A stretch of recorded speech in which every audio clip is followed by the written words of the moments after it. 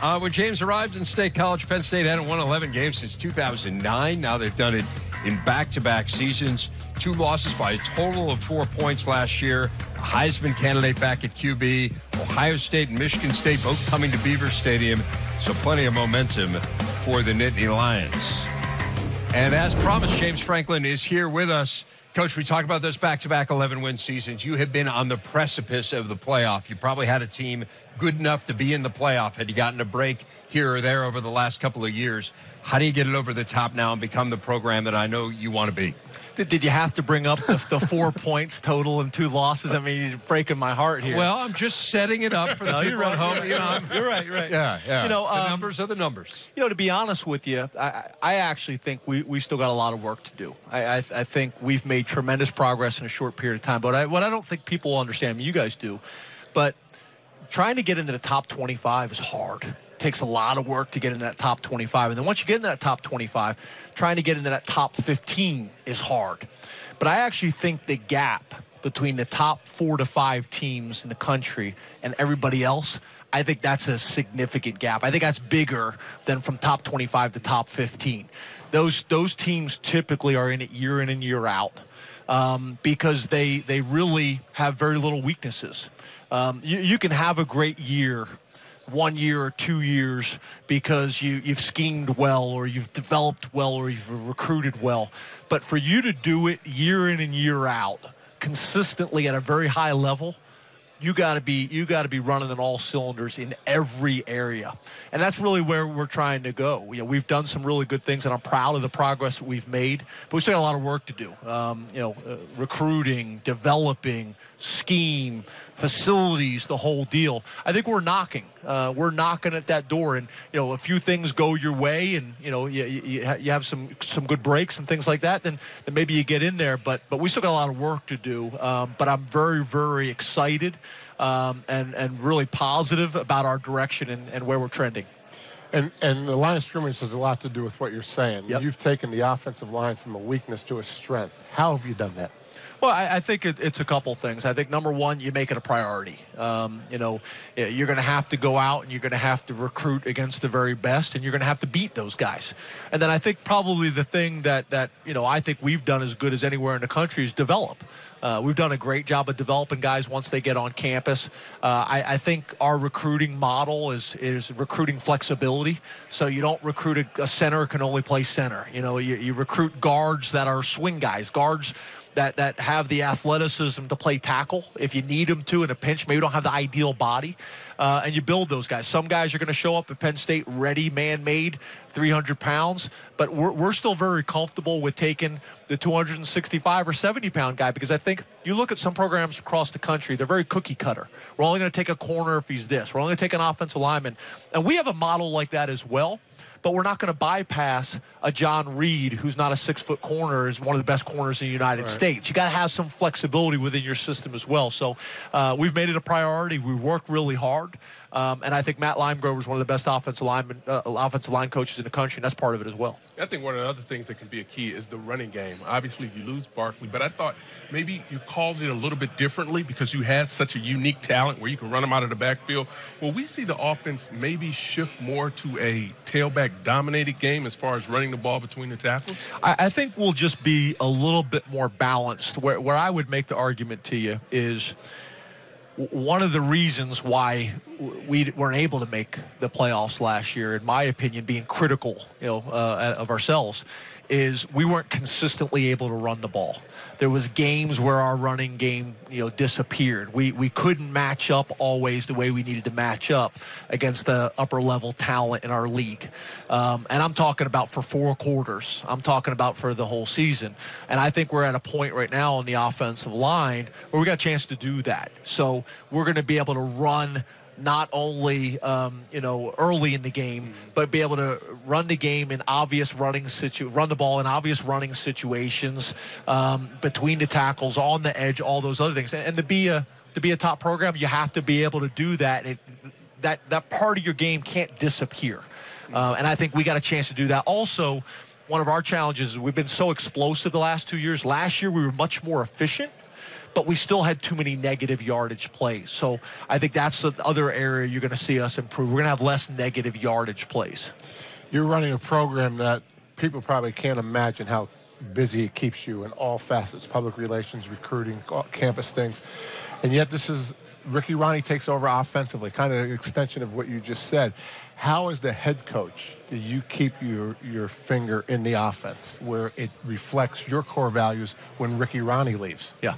Well, a couple things. I think that's why, number one, I made the decision I made, because I want to have a Penn State offense. I want to have a Penn State defense. I want to have a Penn State special teams. And in our profession now, you're going to have turnover on the staff. And I don't want the 45 players having to learn. I want the coach to be able to come in and adjust. And I got a really smart guy who's been with me since he was a graduate assistant. I think he's going to do a great job. And I don't think he's got enough credit for what he did in the bowl game against a top 10 defense. Yeah. Trace is clearly a really dynamic player, whether he's passing, whether ball handling, the little things. He does all of those great. Are there some things that still surprise you about his game that he shows you, whether it's on film, whether it's in the game? No, I think that's the thing about Trace is he's really been steady Eddie since the day he showed up on campus. You know what you're getting with Trace. How he practices, how he plays in games, how he is in the community, how he is in school. And obviously he's gotten better in all those areas, but he came in very mature and having a very good understanding of what it was going to take to be successful at this level. And that's why, really, from the time he was a freshman, there was a buzz on our campus that this guy is special, not just by the plays he made, but how he approaches things. And as we all know, the best ones, that's what they do. They live right. They approach the game the right way. We've asked most of the coaches about how you feel about the new recruiting rules and the new recruiting calendar. What's your feelings? Not a fan. No, huh? No, I think we've adjusted well.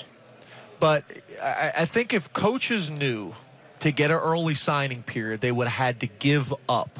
They would have had to agree to early official visits. I don't know if coaches would have done it knowing now, because the problem is, and I get it from a Big Ten perspective, the early visits when the weather's great, I get that argument. But the problem is we're not spending enough time with our current players as it is. We're not spending enough time with our families as it is. So now, like, for example, we have a camp going on. There's only limited weekends you can have your camp. You got 350 campers on campus, and you got official visits, and you got your players, and you got your family. It's challenging, So to me, I've always been a believer, if we're going to do the early signing day, just make it for the kid that was always going to go to Penn State. Let him sign, no visits, nothing else, and that helps everybody in the conference, because now people aren't chasing a kid they're not going to get. But to me, the visits, we've adjusted to it, we've embraced it, we will. But I don't know if it's ideal for what's in the best interest of our student athletes that are on our campus and what's in the best interest of our game. So you could leave, Howard, you could leave the early signing, but no official visits until September. I think so. And I understand the NCAA says, well, if we're going to do an early signing day, we got to provide early access. I get that, but it's not for that population. It's for the kid who grew up in Nebraska that was always going to Nebraska. It's the kid who grew up in Pennsylvania is always going, let's get that kid signed and over with, so we're not wasting our time babysitting them, and people aren't wasting their time recruiting them. Yeah. Hey, let's go back on the field. On the defensive side of the ball, you lose Kabinda. Are there some guys that have really stepped up that you think are going to make that a really solid position, whether they're a true freshman or not? That's one of the big question marks. For us, it's D tackle and it's linebacker. We got to solve. I think we're going to be really good at defensive end. People look on paper to say you lost 4 secondary players. I feel great about our secondary. You got John Reed coming back as a returning starter. You got Amani Oruwe, who's second team all Big Ten. We got a bunch of guys that have played a lot of football in our secondary. We got to solve the middle, kind of like you're building a baseball team. Be strong up the middle. We got to solve our problem at D tackle, and we got to figure out who's our Mike linebacker going to be. Is it going to be Jan Johnson or Jay Cooper, veterans that have been in the program a long time, or is it going to be one of these young guys that got on campus early? Jesse Luqueta, Micah Parsons. So we got some answers there. We got some questions there. We got to get answered. You had mentioned the running game earlier in conjunction with the offensive line and the development you've seen there. you obviously lost an incredible back in Saquon Barkley. So give us a sense for what we could see at the running back position based on spring practice. You didn't hear that Saquon turned down all that guaranteed money was coming back? You didn't hear that? No, I missed that. Donato was supposed to be on that. He must have missed it. Yeah. I saw all our players retweeting motivation. Yes, they fired up now, right? So. I don't think you're going to replace it with a guy. He's a generational back. Right. But I do think the improvement that we're going to make on the offensive line, we got 2 tight ends that are waiting to take the next step that are both 250 pounds plus, and John Holland and Bowers and Dalton, 3 of them. And I think we got some talented backs. I mean, Miles Sanders was the number 1 running back in the country, and I make the argument he's at an ideal situation. He doesn't have a whole lot of wear on his tires. He's been sitting behind a back that's really talented and learning from him. I compare it a lot to when I was in Green Bay, we had Brett Favre. We drafted Aaron Rodgers that year. Best thing that happened to Aaron Rodgers is he was able to sit and marinate and watch and learn and grow 2 Hall of Fame quarterbacks. And I think Miles is in a similar situation. He was able to train behind one of the greatest, and now he's got a chance to come in behind a really experienced, strong offensive lineman and make a statement. Along those same lines, Hamilton and Gesicki gone. You just talked about the tight ends that are waiting in the wings. What about at wide receiver? Yeah, I think Juwan Johnson is ready for a breakout year. You're talking about a 6'4", 230-pound receiver who can really run. DeAndre Tompkins has already done some great things. Those 2 guys have played a lot of football for us. They need to take the next step.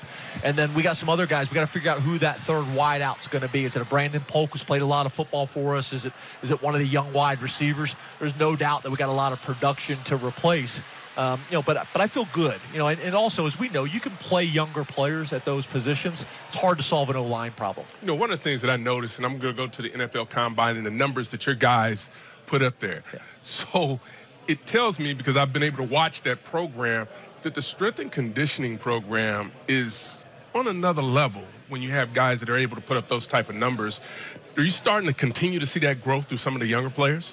Yeah, I think it goes back to the development thing. We won a Big Ten championship before a lot of people said that we could win a Big Ten championship, and that was through development, And I think our strength staff has done an unbelievable job. Obviously, as we continue to recruit well, we're giving them the bodies and the athletes that Coach Galt and the strength staff are able to take advantage of, as well as our coaching staff. So, I think we're going to continue to have guys put up freakish numbers, but most importantly, that those numbers in the weight room translate to the field. Because how many times you see a freak in the weight room, but it's not a freak on the field? It's got to be applicable. It's got to be able. You got to be able to transfer that stuff to the field. You go into camp with certain major goals. Yeah, I think the first thing, like always, is we got to make sure that we're building a team. A true team with great chemistry, a great foundation in your locker room. Great relationships between the coaches and the players. But obviously the thing that we got to do is we got to solve our 2 biggest question marks, which is D tackle and linebacker. James Franklin, head coach of the Nittany Lions. Coach, always great to see you. You Thanks too, a lot guys. for Thank you so much for having us.